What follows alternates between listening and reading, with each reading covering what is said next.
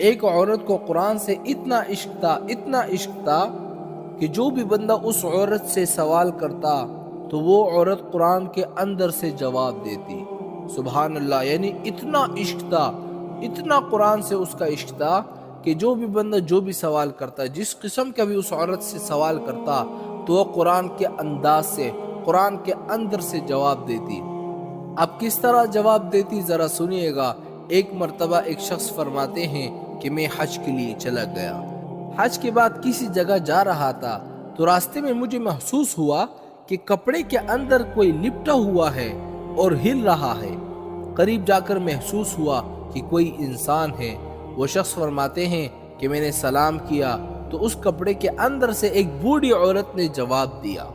پھر اس شخص نے اس عورت سے مختلف سوالات کیے، لیکن یہ شخص فرماتے ہیں کہ میں نے جیسے ہی سوالات کیے تو اس کے جوابات نے مجھے بڑا ہی حیران کر دیا، کیونکہ اس نے ہر سوال کا جواب قرآن کی آیات میں سے مجھے دیا۔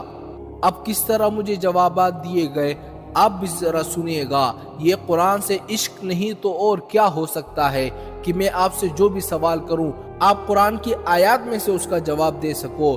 وہ شخص فرماتے ہیں کہ میں نے اس عورت سے پوچھا تم یہاں پر کیا کر رہی ہو؟ تو وہ عورت قرآن کی آیات میں سے جواب دینے لگی، وَمَن يُضْلِلِ اللَّهُ فَلَا هَادِيَ لَهُ۔ یہ قرآن کی آیات ہے جس کا ترجمہ یہ ہے کہ اللہ جس کو گمراہ کر دے اس کا کوئی رہنما نہیں۔ وہ شخص سمجھ گیا کہ یہ راستہ بھٹک گئی ہے، اس لیے اس شخص نے پوچھا کہاں پر جانا چاہتی ہو؟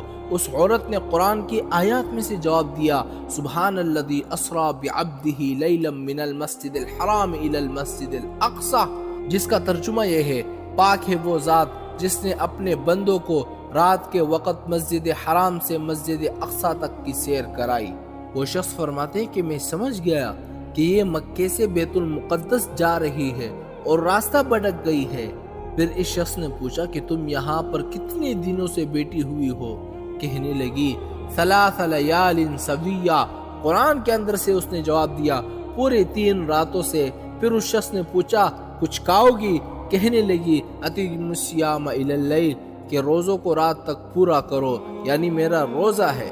یہ شخص فرماتے ہیں کہ میں راستے میں کچھ اشعار پڑھنے لگا، کچھ شعر پڑھنے لگا تو اس عورت نے قرآن کی آیت میں سے مجھے جواب دیا فَقْرَؤُوا مَا تَيَسَّرَ مِنَ الْقُرْآنِ، قرآن میں سے جو کچھ ہو سکے تو پڑھو۔ اس طرح وہ شخص فرماتے ہیں کہ میں نے جتنے بھی سوالات اس عورت سے کیے تو اس عورت نے ہر سوال کا جواب قرآن کی آیات میں سے ہی مجھے دیا۔ لیکن یہ شخص فرماتے ہیں کہ جب میں نے اس بوڑھی عورت کو اس کے بچوں کے پاس میں نے پہنچایا تو میں نے ان کے بچوں سے پوچھا کیا تمہاری ماں قرآن کی سوا کچھ نہیں بولتی؟